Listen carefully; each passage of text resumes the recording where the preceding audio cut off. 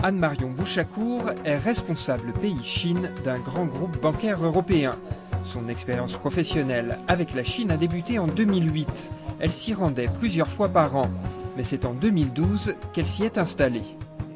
Moi, en 2012, ça faisait 6 ans et demi que j'étais DRH du groupe. J'avais demandé à évoluer. Et donc, je suis arrivée en 2012, en juillet 2012. Et on a pris toute une première étape pour regarder la stratégie, voir ce qu'on faisait, ce qui était bien, ce qu'on aurait pu améliorer, comment est-ce qu'on aurait pu se positionner différemment. C'est que dans un pays comme la Chine, qui ne cesse de se transformer, l'activité des banques européennes doit s'adapter au marché. Anne-Marion Bouchacourt inscrit ainsi son travail dans une longue tradition d'adaptation du groupe à la réalité du terrain chinois. La première implantation remonte à 1981. Pour accompagner ses clients européens. Et puis progressivement, en fait, avec toute la phase d'ouverture de la Chine, on a suivi les entreprises chinoises aussi dans leur développement. Plus en plus d'entreprises chinoises qui sortent des frontières. Ça offre plus d'opportunités aujourd'hui, je pense. Et pas en compétition avec les banques chinoises. Je pense qu'il y a vraiment une logique de complémentarité. Opportunité et complémentarité, deux maîtres mots qu'Anne-Marion Bouchacourt doit garder à l'esprit dans son travail. Elle se doit ainsi d'être une observatrice avisée de la réforme du système bancaire et financier chinois. Il y a de grands projets tels que la zone de libre-échange de Shanghai ou la Banque asiatique d'investissement pour les infrastructures, mais ce qui l'enthousiasme le plus, c'est l'évolution de la monnaie chinoise.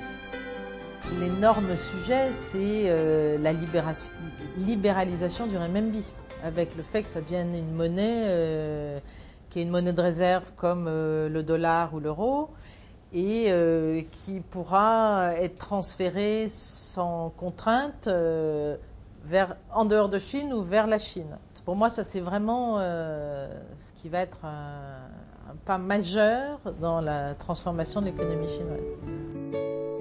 Que ce soit l'économie de la Chine ou la Chine en général, Anne-Marion Bouchacourt n'est pas la seule à s'intéresser au sujet dans sa famille.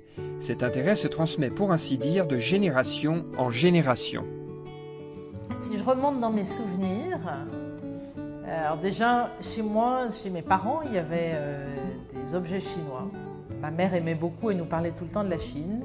Quand j'ai eu moi-même des enfants et qu'arrivé à l'école, on avait la possibilité de choisir des langues différentes, mes deux aînés ont fait du chinois. Ma seconde puis a poursuivi jusqu'à faire un master de finance à Tsinghua en chinois. Et ça a été mon guide et ça m'a permis de rentrer en Chine plus facilement. Ne parlant pas chinois au début, c'est un peu compliqué. Et le fait qu'elle soit là, ça a été d'une aide extraordinaire. Depuis cette arrivée en 2012, Anne-Marion Bouchacourt profite à plein de son temps à Beijing. Cours de chinois, découverte d'artistes locaux, chœur international, promenade dans les Routongs, elle déborde d'activités. C'est un pays, je trouve que c'est un pays passionnant par son énergie, c'est toujours en mouvement, il se passe des tas de choses. Il y a une énergie fantastique, je trouve que ça pousse soi-même à bouger, à penser différemment, à préparer le futur. C'est vrai que j'adore ma vie ici.